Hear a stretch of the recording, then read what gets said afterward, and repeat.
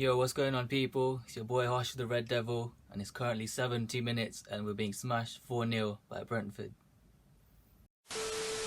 Yeah, where do we start, man? 68 minutes right now, 4-0 down, double of what we conceded last time, still haven't scored a proper goal. You might as well just watch my video from last week and then times it by 2, because it's just same old FC again.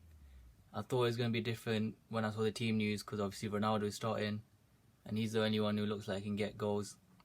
But even he, it's no surprise he's had enough with these players. There's no surprise he wanted to leave as well. Everyone that said, oh, he's being disrespectful, blah blah blah, what can you say now? Like, fair enough, he might have done it in a disrespectful way, not coming to pre-season, but he had to show a statement to the Glazers and the rest of the world that we're not good enough anymore. Even the likes of Varane, they're probably wondering why they're still here. Eriksen probably wondering why he came when his old team just beat us. So yeah, we're just a shambles from head to toe, man. So yeah, apart from McTominay getting dropped, seeing the end of McFred, that gave me some positive vibes. But I guess that wasn't enough, because he played Fred and Eriksen, who is not a holding midfielder, and then Bruno, who's still playing shit. I don't know why he doesn't play Donny. Like, he's the one who made Donny into what he is, but he doesn't trust him anymore. So, and then Luke Shaw, he should have been dropped as well. I see Malacia came on in the second half, looks way better than Luke Shaw. Martinez as well, I think he's still learning about the physical side of the Premier League. You know, in my opinion, if I was the manager, I'd play Martinez as CDM, because I think he'll play better there, because this is not their Eredivisie.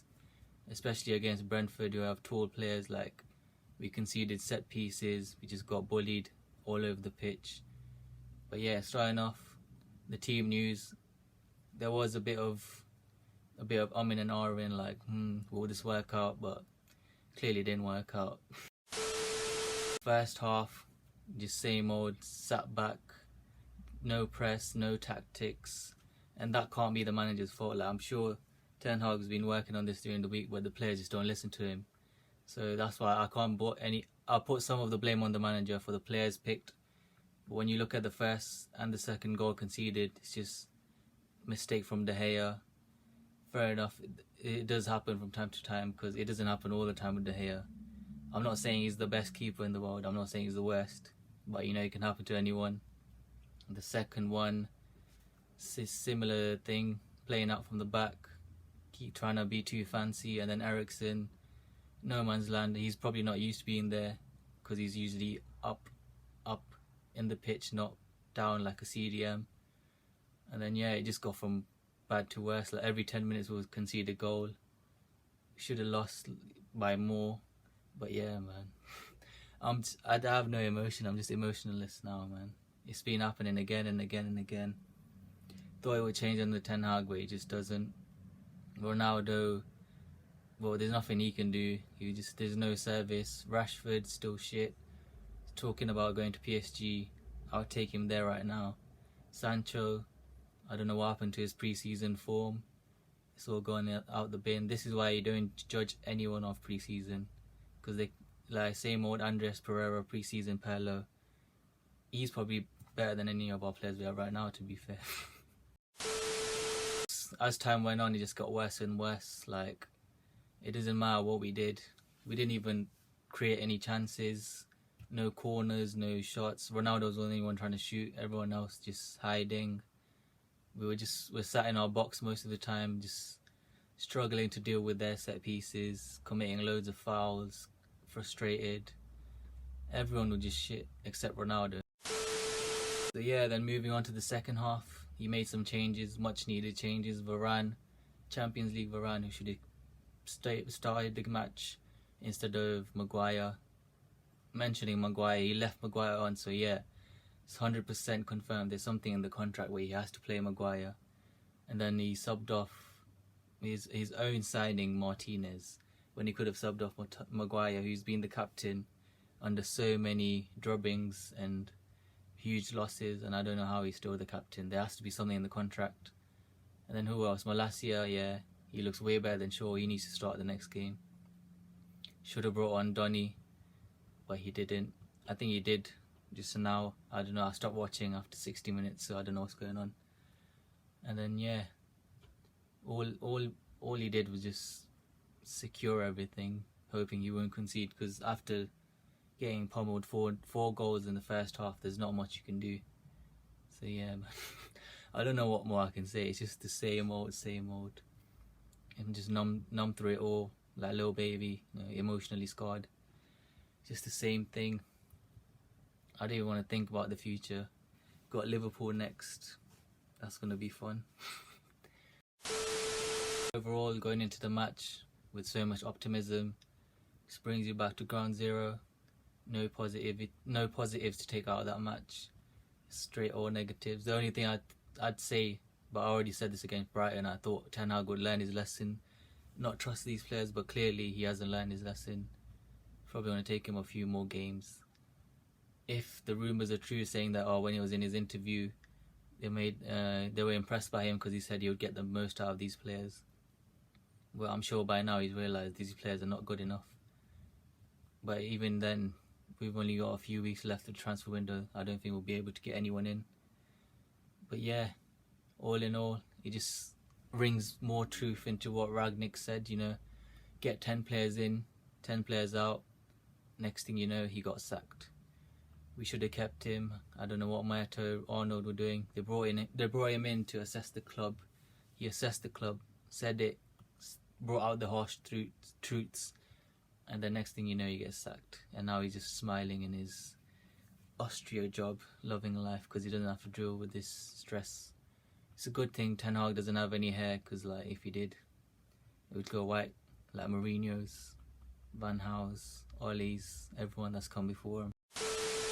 Overall, going into the match with so much optimism, just brings you back to ground zero. No positives to take out of that match. Straight all negatives. The only thing I'd say, but I already said this against Brighton, I thought Ten Hag would learn his lesson, not trust these players, but clearly he hasn't learned his lesson. Probably going to take him a few more games. If the rumours are true, saying that when he was in his interview, they were impressed by him because he said he would get the most out of these players. Well, I'm sure by now he's realised these players are not good enough.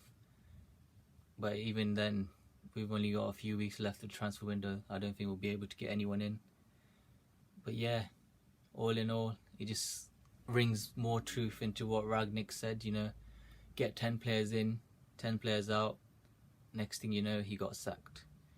We should have kept him. I don't know what Maito, Arnold were doing. They brought him in to assess the club. He assessed the club, said it, brought out the harsh truths, and the next thing you know, he gets sacked. And now he's just smiling in his Austria job, loving life because he doesn't have to deal with this stress. It's a good thing Ten Hag doesn't have any hair, because if he did, it would go white, like Mourinho's, Van Gaal's, Ole's, everyone that's come before him. I'm just tired, man. Just tired of everyone, all the players. Even the players that got benched, they just looked like they didn't care. They were just laughing. Martinez is the only one that looked a bit pissed off, but in a good way. Malacia, I loved when he came on. He actually showed some tenacity and passion. McTominay came on, same old McTominay. And then yeah, it's just disappointing, man. I'm not looking forward to Liverpool. It looks like it's going to be probably 5-10 nil. Who knows? Hopefully it gets cancelled because of the protests like last season. We just need to carry on the protests. I've heard about some guy, I forgot his name, but United Stand did an interview with him saying he wants to buy the club, but he doesn't have enough money to invest in players and the training ground, so he wants to buy it and then resell it to someone who's actually going to put loads of money into it. So yeah, I just think this season has to be the season the Glazers go, because enough's enough. Like, the whole club is rotten from top to bottom, and now even the players are doing it. It's not going to be long until they turn to the manager like they have the previous managers, and then knowing the Glazers, they're just going to end up backing the players over the manager again, and then we're going to go through the whole cycle again. So I think just enough is enough. We need to keep protesting, keep the Glazers out movement going until they're gone, and then we can actually start building, even if it takes years on years.